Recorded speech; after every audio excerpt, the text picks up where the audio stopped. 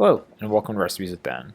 In today's video, I'm making some fresh salsa, with vegetables that are in season, and some delicious tortilla chips to go along with that, as a vessel to eat them. Tomatoes from this recipe come right from my garden, as well as a bell pepper, and the rest of the veggies came from a CSA that I'm a part of.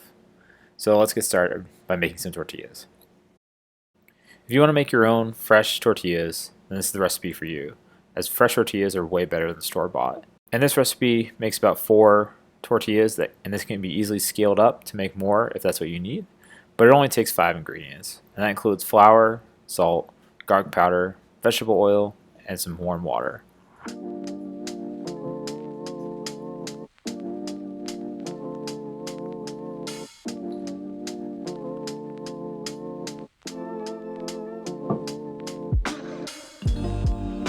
I found that using a stand mixer is the easiest way to make the dough, especially for larger batches.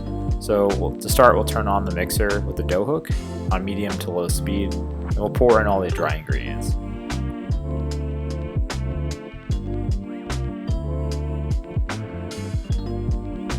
After a few seconds of that mixing to combine all the dry, I'll pour in the oil and allow that to mix to make a shaggy-ish dough. Then I'll add in the warm water, pouring about 1/4 of it at a time, and letting that mix, and then adding more, and continuing until all the water is added. Once all the water is in there, I'll let it mix for a few minutes, and then it can be taken out to be kneaded for a little bit on a well-floured surface.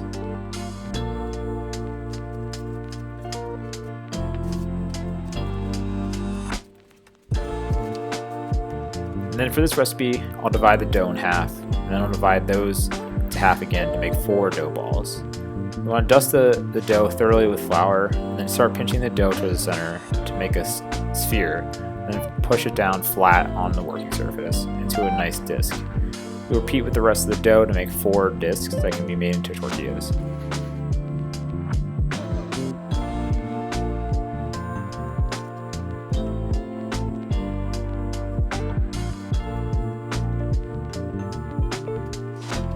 If you've seen any of my previous videos on how to make them, I found the best method is to use the tortilla press first to make them into a nice even circle by pressing it between 2 pieces of parchment paper.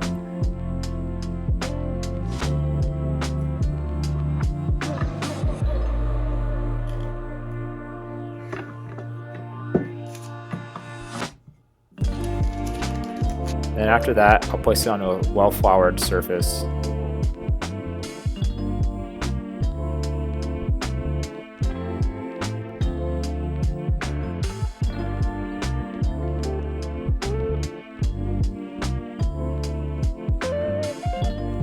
And you want to make sure that you flour all parts of the dough so there's no sticky part, so that when you use a rolling pin, it doesn't stick to it.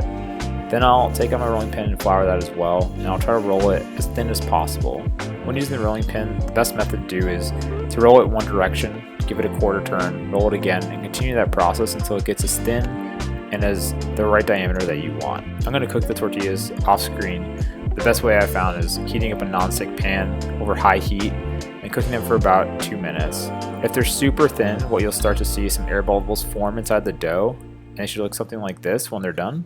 Once they're cooked and you want to set them aside, just cover them with a towel and let them cool fully while we make the salsa. For the salsa, I have cherry tomatoes, an onion, garlic, a bell pepper, a lime that I'll juice, pickled jalapeños, but fresh work just as well. And for the spice blend, I have salt, pepper, cumin, and chipotle powder. If you like your salsa a little chunkier, just cut it up instead of putting it through a food processor like I am, but I found that a food processor gives me a nice consistency. I'll first add in all the vegetables that I mentioned before and pulse that a couple times.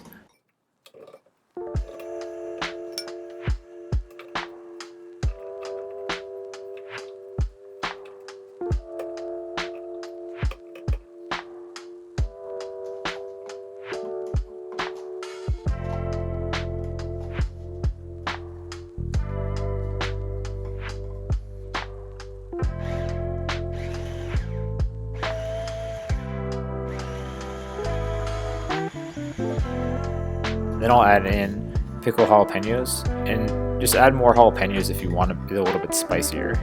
And as I said before, fresh would work just as well, but I had some pickled jalapeños already made. And if you want to see how I made these, I have a video of that, which I'll link down below, so you can see the full process of how to make your own pickled jalapenos to preserve them.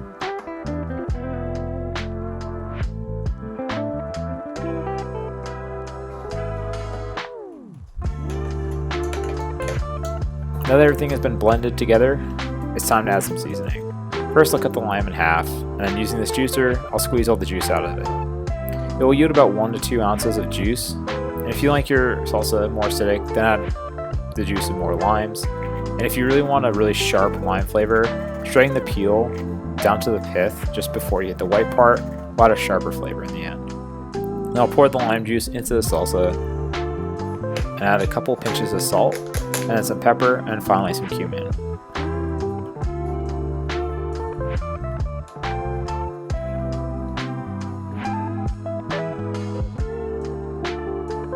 With everything added, it's time to give it a taste and adjust the seasoning accordingly. So when I give this a taste, to me, it needs definitely a little bit more salt and a little bit of heat to help back this up.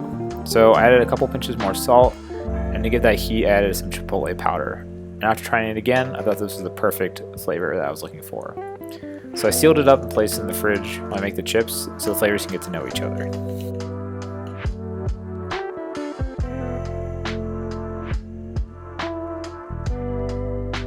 If you made your own or just bought some tortillas from the store, the next steps are all the same. So what I'm going to do is take 2 of the tortillas and cut them into 6 equal parts, and then use half of them to fry and the other half I'll bake them and see how they turn out.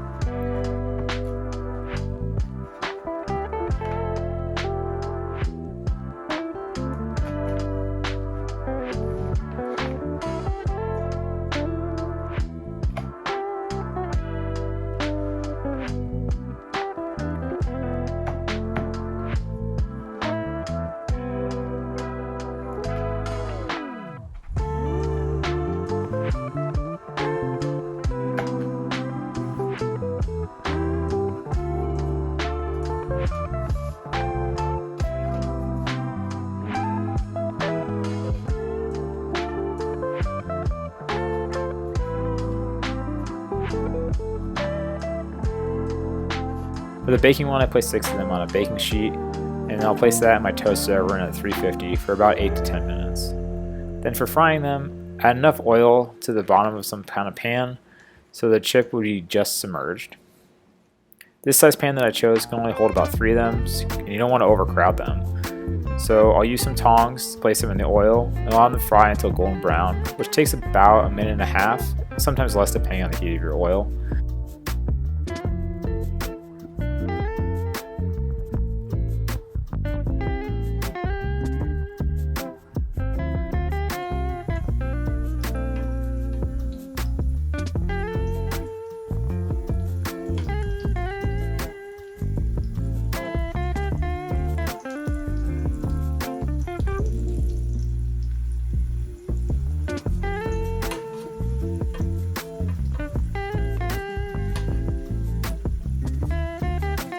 Then once I flip them over, I'll take them out and place them on a cutting board, but you immediately want to sprinkle salt on top while they're still hot.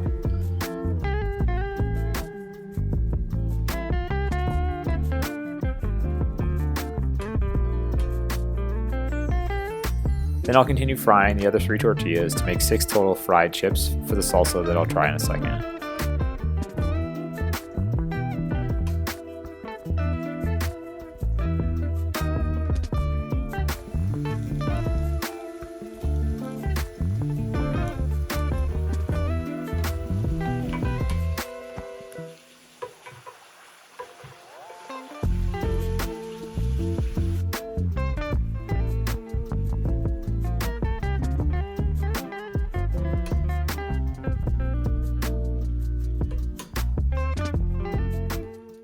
Looking at the chip right now, you can see it has that lovely golden brown rim with a nice light color in the center.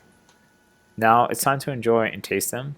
Starting with the fried chip, when I taste it, it's lovely and crisp. The salsa is fresh, and allowing this to set in the fridge really let the chipotle flavor shine, but it's not too overwhelming. And what I found is that letting the salsa marinate in the fridge overnight, it only got better the next day. As for the baked chip, it has more of a cracker characteristic than a chip characteristic. I think that the original tortilla just needed to be much, much thinner so that when it was placed into the oven, it would cook a lot quicker. So for my preference, I really like the fried chip. It had a better flavor and texture for what I was looking for. With all that said, thank you so much for watching. Smash the like button if you found any of this helpful, and click subscribe so you don't miss out on the next video. With all that, I'll see you again soon.